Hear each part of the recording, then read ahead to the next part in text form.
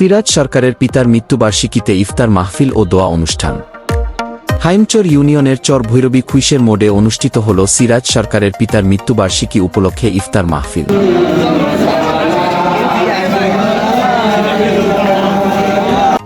এ মাহফিলের আয়োজন করা হয়েছিল 1 থেকে 1500 মানুষের জন্য।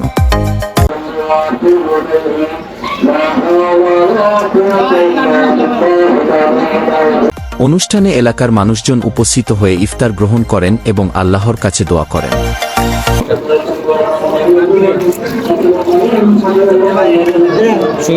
ইফতার মাহফিলে স্থানীয় মুসল্লিরা অংশগ্রহণ করে, যারা চিরন্তন নিদ্রায় শায়িত আছেন তাদের জন্য বিশেষ দোয়ার আয়োজন করা হয়। সিরাজ সরকার অনুষ্ঠানে অংশগ্রহণকারীদের ধন্যবাদ জানিয়ে বলেন, এভাবে আগামী মাহে রমজান মাসেও আমরা ইফতার মাহফিলের আয়োজন করব।